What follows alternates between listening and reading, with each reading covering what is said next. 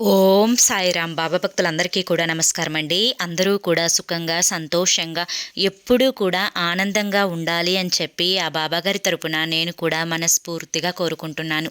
ఈరోజు బాబాగారు మీకు అందించాలి అనుకుంటున్న సందేశం ఏంటి అంటే కనుక, తల్లి, ఈ విషయం తెలియకనే నీకు ఈ కష్టాలన్నీ కూడా వచ్చి పడ్డాయి. ఈ రోజైనా నువ్వు ఇది తెలుసుకో, నీ అదృష్టానికి వెంటనే ఆహ్వానం పలుకమ్మా అని చెప్పి ఏదో తెలియని సందేశాన్ని ఈరోజు బాబాగారు మనకి అందించడానికి మన ముందుకు వచ్చారండి. మరి బాబాగారు ఏ సందేశం అందించినా కూడా అది మన భవిష్యత్తుకు పునాది అని చెప్పి నేనైతే నమ్ముతాను. మీరు కూడా బాబాగారిని నమ్మినట్లయితే కనుక ఈ వీడియోకి ప్లీజ్ అండి, చూసే వాళ్ళందరూ కూడా ఒక చిన్న లైక్ ఇచ్చి వీడియోని వినడం స్టార్ట్ చేయండి. అంతేకాకుండా కింద కామెంట్ సెక్షన్లో ఓం సాయిరామ్ అని చెప్పి టైప్ చేయడం కూడా మర్చిపోవద్దు. దానికంటే ముందు చాలామంది కూడా గురువుగారి గురించి అడుగుతున్నారండి. నేను పదే పదే ఈ గురువుగారి గురించే ఎందుకు చెప్తున్నాను అంటే కనుక, నా జీవితాలలో ఎన్నో తీరవు అనుకున్న సమస్యల నుంచి కేవలం 9 రోజుల్లోనే బయటపడి ఈ రోజున నేను ఆనందంగా ఉన్నాను. అలాగే మీ జీవితాలలో ఎటువంటి సమస్యలున్నా కానీ శ్రీ షిరిడి సాయిబాబా ఆశీస్సులతో జ్యోతిష్యం చెప్పబడును. గురూజీ శివరామరాజు గారు. Phone number 9959422552. మీరు ఇప్పటి వరకు ఎన్నో చోట్ల జ్యోతిష్యం చెప్పించుకొని మీరు ఆశించిన మార్పులు రాలేదు అని చెప్పి బాధపడి ఉంటారు. ఈ గురువుగారి దగ్గర అస్సలు అలా జరగదండి.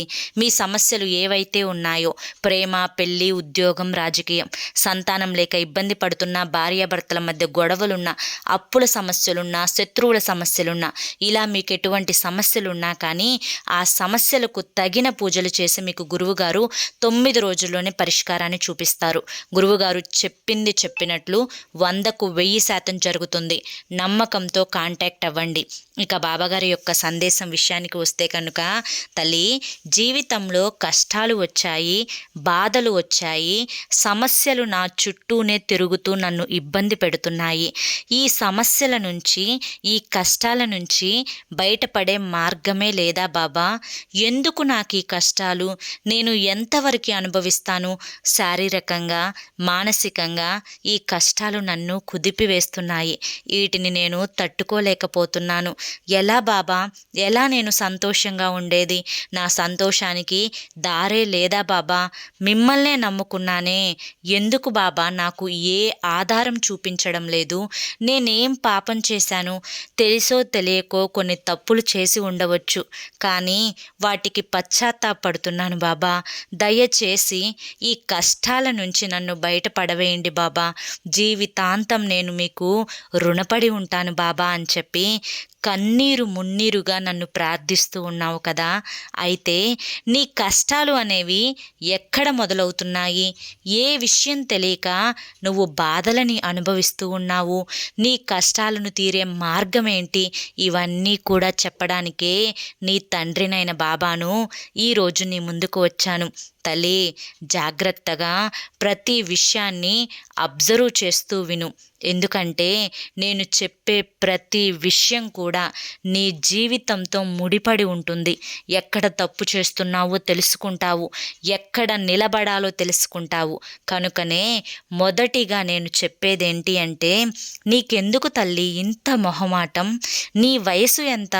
పసిబిడ్డలే మొహమాట పడకుండా ఈ రోజుల్లో ఎక్కడ ఎవరి ఎదురుగైనా కానీ, 100 మంది ఎదురుగైనా కానీ ధైర్యంగా సిగ్గుపడకుండా వెళ్ళి సమాధానం చెప్తున్నారు.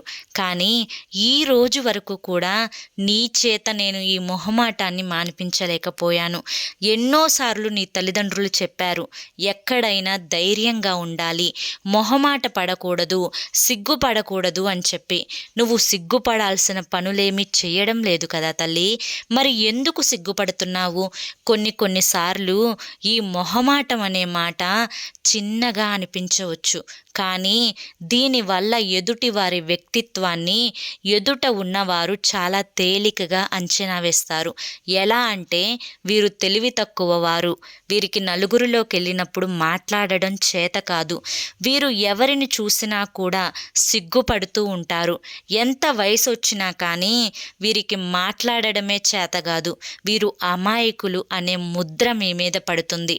ఒక్కసారి ఆ ముద్ర పడితే జీవితంలో మళ్ళీ నువ్వు ఎంత ధైర్యంగా ఉన్నా కానీ ఆ ముద్రని మాత్రం చెరిపివేసుకోలేవు.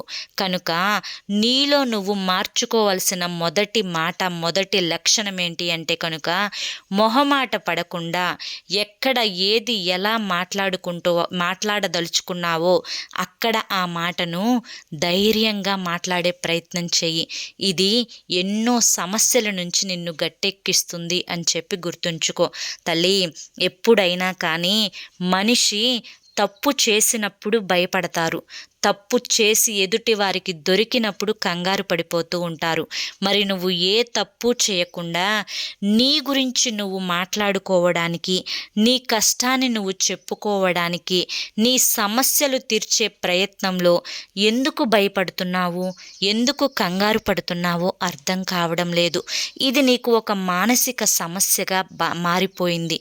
కనుక మొదట నీలో నువ్వు మాట్లాడుకోవడం మానివేసి నీలో ఉండే ఆ యొక్క భావాలను ఎదుటివారు అంటే నీ ఆత్మీయులకు చెప్పుకునే ప్రయత్నం చెయ్యి. దేనికోసం భయపడుతున్నావో, దేనికోసం కంగారు పడుతున్నావో, అసలు నీకు నిజంగా ఏది కావాలో నీ ఆత్మీయులతో చెప్పే ప్రయత్నం చెయ్యి. మొదట నీ మనసుని ఊరట చేసుకునే ప్రయత్నం చెయ్యి. నిన్ను నువ్వు తెలుసుకునే ప్రయత్నం చెయ్యి. ఇలా తెలుసుకున్న మరుక్షణం నుంచి నీలో ఈ భయము, ఈ కంగారు అన్నీ కూడా పోతాయి. కష్టాలు పడినప్పుడు మానసికంగా కొంత ధైర్యాన్ని కోల్పోవడం మనిషి యొక్క సహజ లక్షణం. కానీ మానసికంగా దృఢంగా తయారైన వాళ్ళు కూడా, కష్టాల నుంచి ఎన్నో నేర్చుకున్న వాళ్ళు కూడా, ఈ రోజున ఆ కష్టమే మమ్మల్ని నిలబెట్టింది అన్నవారు కూడా చాలామంది ఉన్నారు. కానీ మనిషిని 2 కేటగిరీలుగా వేసుకుంటే ఒకరు భయం, కంగారు పడేవారు, మరొకరు ఏది వచ్చినా కూడా ధైర్యంగా ఎదుర్కొనేవాళ్ళు. ఎన్నో సమస్యలు, ఎన్నో కష్టాలు ధైర్యంగా ఉన్నవారిని చూసి భయపడతాయి. ఎవరైతే పిరికిగా, భయంగా, కంగారు పడుతూ ఉంటారో వారికి అవే జరిగే అవకాశాలు చాలా ఎక్కువగా ఉన్నాయి. తల్లి, ఎప్పుడైనా కానీ నిన్ను నువ్వు దృఢంగా మార్చుకోవాలి, నిన్ను నువ్వు సంతోషంగా ఉంచుకోవాలి. ఎందుకంటే నీ మనసులో నువ్వు 10 సార్లు ఏది జరగకూడదు అనుకుంటావో ప్రకృతి నీకు అదే జరిగేలా చేస్తుంది. ఎందుకంటే అది నువ్వు కోరుకోకపోయినా కానీ దాన్ని నువ్వు 10 సార్లు తలుచుకుంటున్నావు కాబట్టి. కనుక ఎప్పుడూ కూడా మంచినే తలుచుకోవాలి, మంచినే మాట్లాడాలి, అంతా పాజిటివ్గానే ఉంటుంది అని చెప్పి ఆలోచించుకోవాలి. అప్పుడే అంతా పాజిటివ్గా ఉంటుంది, నీకు నచ్చినట్లుగా ఉంటుంది. అర్థమైంది కదా తల్లి? ఇంకొక విషయం నువ్వు తెలుసుకోవాల్సింది ఏంటి అంటే కనుక నీ విలువని నువ్వే తగ్గించుకుంటున్నావు. దీనివల్ల నువ్వు నలుగురిలో ఒకరు విలువని ఇవ్వాలి అని ఎలా కోరుకుంటావు? మొదట నిన్ను నువ్వు విలువగా మార్చుకోవడం కోసం నీ యొక్క మాట తీరును, నీ యొక్క పనితీరును మార్చుకోవాల్సిన పని ఉంటుంది. కనుక ఎక్కడైనా కానీ పొరపాటున కూడా నీ విలువని నువ్వు తగ్గించుకోవద్దు. ఎందుకంటే నువ్వు నా బిడ్డవు తల్లి. నా ఆశీర్వాదం, నా యొక్క గురుబలం పొందిన ఎవ్వరైనా కానీ ఎప్పుడూ ధైర్యంగా ఉండాలి, విలువగా ఉండాలి, ఆనందంగా ఉండాలి అని చెప్పే ఈ తండ్రి అయిన బాబా కోరుకుంటారు. అటువంటిది నీ విలువను నువ్వు తగ్గించుకుంటే నీ తల్లిదండ్రుల విలువని కూడా నువ్వే తగ్గించినట్లు. ఏ తల్లిదండ్రి అయినా కానీ తన బిడ్డలు మంచి స్థాయిలో ఉండాలి, వారికి ఒక ప్రత్యేకమైన గుర్తింపు ఏర్పడాలి, నలుగురు విలువ ఇచ్చే వారిగా నా బిడ్డ ఎదగాలి అని చెప్పి కోరుకుంటారు. అదేవిధంగా ఈ తండ్రి కూడా నీ నుంచి కోరుకునేది అది ఒక్కటే తల్లి. నువ్వు చెయ్యవలసిందల్లా ఎక్కడా కూడా నీ విలువని తగ్గించుకోవద్దు. నువ్వు తప్పు చెయ్యని చోట నువ్వు భయపడవద్దు. ఎక్కడైతే ఏది మాట్లాడాలి అనుకుంటున్నావో తర్వాత ఏదైనా జరగనివ్వు. మొదట నువ్వు అది నీ మనసులో ఉన్న భావాన్ని బయటకు వ్యక్తపరిచే ప్రయత్నం చెయ్యి. అప్పుడు నీకు తెలియకుండానే జనాలు నీకు విలువనిస్తారు అని చెప్పి గుర్తుంచుకో తల్లి. ఎప్పుడైనా కానీ చీటికి మాటికి భయపడడం, కంగారు పడడం ఇటువంటివన్నీ కూడా మానేసిన మనిషి ధైర్యంగా ఎక్కడైనా కానీ నిలబడగలుగుతారు, నిలదొక్కుకోగలుగుతారు. ఎక్కడైతే ధైర్యం ఉంటుందో అక్కడ లక్ష్మి ఉంటుంది. కనుక పిరికివాని దగ్గర ఏ రోజు కూడా లక్ష్మి నిలబడదు. ధైర్యంగా ఉన్న వారి దగ్గరికి ఏ కష్టం, ఏ కన్నీరు, ఏ బాధ, ఏ నష్టం ఏవి దరిచేరవు అని చెప్పి గుర్తుంచుకో. కనుక ధైర్యంగా నిలబడడం అనేది నీ భవిష్యత్తుకు ఒక పునాది లాంటిది అని గుర్తుంచుకో. ముందుగానే నాకు కష్టం వస్తుందేమో, అమ్మో నాకు ఇదేమన్నా జబ్బు వస్తుందేమో, అమ్మో ఎదుటి వారు నన్ను చూసి హేళన చేస్తారేమో, అమ్మో ఎలా ఎలా అని చెప్పి చీటికి మాటికి కంగారు పడిపోవడం, కష్టాలు వస్తాయేమోనని చెప్పి ముందుగానే కష్టం రానప్పుడు కూడా ఎదుటి వారి దగ్గర అంటే ఏ కష్టం ఎటు నుంచి వస్తుందో అని చెప్పి లేని కష్టాన్ని ఊహించుకొని కష్టపడడం, ఇవి అన్నీ కూడా అవివేకులు చేసే పనులు అని గుర్తుంచుకో. వివేకవంతులు ఏదైనా కానీ నా దగ్గరికి వచ్చినప్పుడు నేను దాన్ని అంతు చూస్తాను అన్నట్లుగానే ఉంటారు. అటువంటి వారి దగ్గరకు ఏ కష్టం దరిచేరదు అని చెప్పి గుర్తుంచుకో. మొదట నువ్వు తెలుసుకోవాల్సింది ఏంటి అంటే కనుక దేనికి నేను కంగారు పడకూడదు, దేనికి నేను కష్టానికి ముందు అర్జెంటుగా ఏదైనా కానీ ముందు నేను మేలుకొనాలి. ఆ కష్టం వచ్చినప్పుడు దానంతేంటో నేను చూసుకుంటాను. నేను ముందు ధైర్యంగా ఉండాలి, నేను కంగారు పడకూడదు, ఎదుటివారి ముందు నా విలువని తగ్గించుకోకూడదు, దేనికైనా నేను రెడీ అనే ఒక మనస్థితి ఉన్న వ్యక్తి ఎప్పుడైనా కానీ ఒక స్ట్రాంగ్ పర్సన్గా నిలబడగలుగుతాడు అని చెప్పి గుర్తుంచుకో. తల్లి, ఎక్కడైనా కానీ నీలో ఉండే మరొక అవివేకమైన లక్షణం ఏంటి అంటే ఎదుటివారు నీ ముందు ఏదన్నా మాట అనేది తూలినప్పుడు లేదా నిన్ను తక్కువగా చేసి మాట్లాడుతున్నప్పుడు, నిన్ను అవమానించినప్పుడు, నీకు విలువనివ్వనప్పుడు వారిని నువ్వు కొన్ని మాటలు అడగాలి అని చెప్పి అనుకుంటావు. కానీ అడిగితే మళ్ళీ వాళ్ళేమన్నా అనుకుంటారేమో అని చెప్పి భయపడిపోతూ మొహమాట పడిపోతూ ఉంటావు. అలా వారి చేత నువ్వు అనిపించుకొని వారిని ఏమి అనకుండా అక్కడి నుంచి పిచ్చిదానిలాగా లేచి వచ్చేసి ఇంటికి వచ్చి తీరిగ్గా నీ ఆత్మీయులకు చెప్పి నువ్వు మనశ్శాంతి లేకుండా సమయాన్ని గడుపుతూ వారిని కూడా మనశ్శాంతి లేకుండా చేస్తూ ఆ యొక్క బాధని పసిపిల్లల మీద చూపిస్తూ నీ జీవితాన్ని వెళ్ళబుచ్చుకుంటూ ఉన్నావు. తల్లి, ఒక్క విషయం చెప్తాను, జాగ్రత్తగా విను. ఎక్కడ మాటలు అక్కడ నువ్వు అడిగే ప్రయత్నం చేయి తల్లి. ఎందుకంటే నీ మొహమాటం వల్ల, నీ భయం, ఆందోళన, కంగారు వల్ల ఎదుటివారి చేత అనిపించుకుంటున్నావు. ఎదుటివారి దృష్టిలో నువ్వు చాలా తక్కువగా కనిపిస్తూ ఉన్నావు.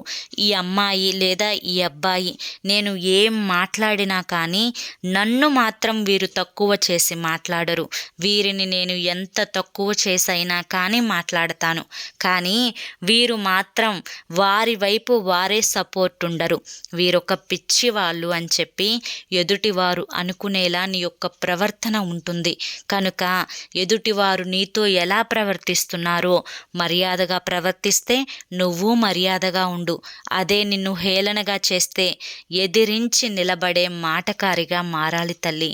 అప్పుడే ఇప్పుడున్న ఈ 2024 సంవత్సరం నుంచి నువ్వు చాలా చాలా మార్పులు తెచ్చుకోవాల్సిన అవసరం ఉంది.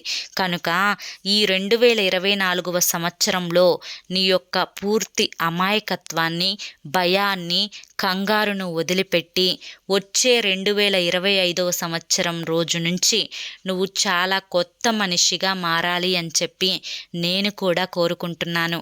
తల్లి, మరి ఈ తండ్రి కోరికను తీరుస్తావు కదూ తల్లి. ఎప్పుడైనా కానీ గతం ఎన్నో చేదు జ్ఞాపకాలను ఇవ్వవచ్చు, ఎన్నో తీపి జ్ఞాపకాలను కూడా ఇవ్వవచ్చు. కానీ గతం తాలూకు భాషలలో, గతం తాలూకు మచ్చలలో, గతం తాలూకు కష్టాలలో ఎప్పుడూ కూడా పడి అక్కడే కూర్చోకూడదు. ఎందుకంటే భవిష్యత్తు బాగుండాలి అంటే గతం తాలూకు జ్ఞాపకాలలో బ్రతకకూడదు. గతం విడిచిపెట్టిన చేదు జ్ఞాపకాలను గతంలోనే కలిపివేయాలి. జీవితం అంటే భవిష్యత్తును బంగారంలాగా మార్చుకోవడం కోసం భవిష్యత్తు గురించి ప్రస్తుతం గురించి ఆలోచించుకోవాలి. ఇలా ఆలోచించుకున్న రోజు నుంచే నీ యొక్క అసలైన తొలి రోజు జీవితం మొదలవుతుంది అని చెప్పి గుర్తుంచుకో. నీకు గతం ఎన్నో చేదు జ్ఞాపకాలను ఇవ్వవచ్చు, కానీ నీకు భవిష్యత్తు కూడా చాలా ముఖ్యమని తెలుసుకోలేకపోతున్నావు. ఎందుకంటే నీ భవిష్యత్తు ఆనందంగా ఉండాలి అన్నా కానీ, సంతోషంగా నువ్వు గడపాలి అన్నా కానీ గతం తాలూకు చేదు జ్ఞాపకాలని మర్చిపోవాలి. ఎప్పుడైనా కానీ సరికొత్త జీవితంలో ఆనందంగా ఉంటున్న వ్యక్తులను నువ్వు గమనించినట్లయితే, ఎందులోనన్నా విజయాన్ని సాధించిన గొప్ప వ్యక్తులను నువ్వు కనుక చూసినట్లయితే, వారు ఆ విజయాన్ని, ఆ యొక్క సంతోషాన్ని చాలా తేలికగా సంపాదించలేదు. వారు ఆ యొక్క కసితో, గెలవాలి అనే తపనతో, ఏదైనా సాధించాలి అనే ఆశయంతో పనిచేశారు కాబట్టే ఈ రోజున వారు ఇంత అద్భుతమైన స్థాయిలో ఆనందంగా ఉండగలుగుతున్నారు. అలాగే నువ్వు గతాన్ని మర్చిపోయి, గతం మిగిల్చిన చేదు జ్ఞాపకాలను వదిలిపెట్టి భవిష్యత్తు మీద కొత్త కసిని తెచ్చుకోవాలి. ఆ కసి ఎలా ఉండాలి అంటే, నువ్వు గొప్ప స్థాయిలో నిన్ను నిలబెట్టాలి. నీ యొక్క భయాన్ని, కంగారును, ఆందోళనను, కష్టాలను అన్నింటినీ దూరం చేసి నువ్వు సంతోషంగా ఎదిగేలా చేయాలి. అంత గొప్ప కసి నీలో రావాలి. అది ఉన్నవారే ఎప్పుడైనా కానీ ఒక విజయ స్థాయిలో నిలబడగలుగుతారు అని గుర్తుంచుకో. తల్లి, ఎప్పుడైనా కానీ విలువ ఇవ్వని వారికి విలువని మాత్రం నువ్వు ఇవ్వవద్దు తల్లి. ఎందుకంటే ఒక చెంప మీద కొట్టినప్పుడు మరొక చెంపను చూపించే గాంధీ తత్వంలోనే నువ్వు బ్రతికినట్లయితే కనుక, ఇప్పుడున్న ఈ సమాజంలో, ఈ యొక్క అప్డేట్ అయిన ఈ యొక్క వాతావరణంలో నువ్వు బ్రతకలేవు. కనుక ఎప్పుడైనా కానీ నీకు ఎదుటివారు ఎంతనైతే విలువనిస్తున్నారో అవతలి వారికి నువ్వు అంత విలువనివ్వు. నిన్ను గౌరవిస్తే నువ్వు గౌరవనివ్వు. నిన్ను కనుక హేళన చేస్తే వారిని హేళన చేయడానికి ఏ మాత్రం మొహమాట పడవద్దు, ఏ మాత్రం కంగారు పడవద్దు. ఎదుటి వారి యొక్క పద్ధతిని బట్టి నీ పద్ధతిని మార్చుకోవడంలో తప్పేమీ లేదు అని చెప్పి ఈ బాబానే చెప్తున్నారు అంటే ఒక్కసారి అర్థం చేసుకో. నువ్వు ఎంత తగ్గి ఉంటున్నావు తల్లి. పరిస్థితులు అనేవి సంవత్సరం పెరిగే కొద్దీ మారుతూ ఉంటాయి. అలాగే మనుషుల వ్యక్తిత్వం, మనుషుల మనస్తత్వం కూడా పూర్తిగా మారిపోతూ ఉంటాయి. కనుక ఎదుటివారిలో వచ్చే మార్పుని బట్టి నీలో కూడా మార్పు రావాలి. ఎప్పటికప్పుడు కొత్తవి నేర్చుకుంటూ ఉండాలి, కొత్తవి తెలుసుకుంటూ ఉండాలి. గెలవాలనే కసి నీలో పెరగాలి. భయం, కంగారు, ఆందోళన తగ్గించుకోవాలి. కాసేపు రోజు కూడా ఒక అర్ధగంట నుంచి గంట లోపు నువ్వు ధ్యానంలో కూర్చునే ప్రయత్నం చేస్తే అంతా కూడా సర్దుకుంటుంది. ఇప్పుడున్న ఈ మానసిక స్థితిని నువ్వు మార్చుకోగలిగితే 2025వ సంవత్సరం నుంచి నీ జీవితం అనేది ఒక కొత్త పూల బాటగా మారుతుంది. ఎందుకంటే నీ వ్యక్తిత్వాన్ని, నీ అలవాట్లను, నీ యొక్క పద్ధతిని, ఎదుటివారి యొక్క పద్ధతిని బట్టి నీ యొక్క ప్రవర్తనను అన్నీ మార్చుకోగలిగితే నీ జీవితం అనేది ఒక పూల బాటలాగా అవుతుంది. ఇప్పటి వరకు ఈ విషయాలు ఏవీ తెలియక ఎన్నో కష్టాలు పడ్డావు. ఎంతోమంది చెప్పేవారు నీ చుట్టుపక్కల ఉన్నా కానీ నీతో చెప్పడానికి ఎవ్వరూ కూడా ఎక్కువ ఆసక్తిని చూపరు. ఎందుకంటే ఎదుటివారు బాగుపడుతుంటే, ఎదుటివారు ఎదుగుతూ ఉంటే చూసి ఊర్వలేని సమాజంలో నువ్వు బ్రతుకుతూ ఉన్నావు. కనుక నీ తల్లిదండ్రి నీతో ఏది చెప్తారో, నీ తండ్రి స్థానంలో ఉన్న నేను కూడా నీతో ఇప్పుడు అదే చెప్పాను. నువ్వు ఆనందంగా ఉంటే సంతోషించే వారిలో ఈ బాబా కూడా ఒకరున్నారు అని చెప్పి గుర్తుంచుకో. నీ యొక్క కష్టాన్ని బట్టే నీ యొక్క విజయ స్థాయి ఉంటుంది అని చెప్పి తెలుసుకో. కనుక దేని గురించి ఆలోచించకుండా జీవితాన్ని ఆనందంగా ఆస్వాదించు. అప్పుడే నిజమైన అదృష్టం నీ జీవితంలో అడుగు పెడుతుందమ్మా అని చెప్పి ఈరోజు బాబాగారు మనకి చాలా చక్కటి సందేశాన్ని అందించారండి. మరి ఈ సందేశంలో ఎంతో గొప్ప ఆంతర్యం ఉంది కదా. ఈ సందేశం మీ అందరికీ నచ్చింది అనుకుంటున్నాను. నచ్చింది అనిపిస్తే, ఇది మీ భవిష్యత్తుకు ఉపయోగపడుతుంది అని చెప్పి అనిపిస్తే ఈ వీడియోకి ఒక చిన్న లైక్ ఇవ్వండి. కింద కామెంట్ సెక్షన్లో ఓం సాయిరామ్ అని చెప్పి టైప్ చేయడం మాత్రం మర్చిపోవద్దు. మరి రేపు మరొక మంచి సందేశంతో మళ్ళీ కలుసుకుందాం. అప్పటి వరకు బాబాగారి యొక్క ఆశీస్సులు మీపై ఉండాలి అని చెప్పి మనస్ఫూర్తిగా కోరుకుంటూ సర్వే జనా సుఖినో భవంతు. ఓం సాయిరామ్.